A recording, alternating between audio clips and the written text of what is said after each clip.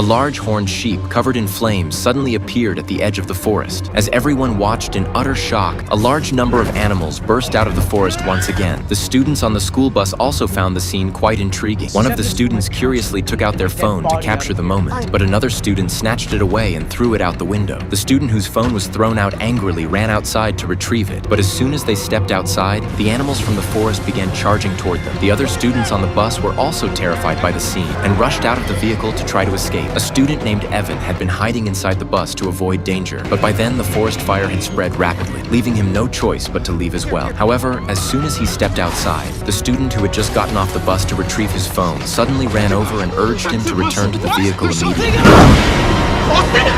Austin!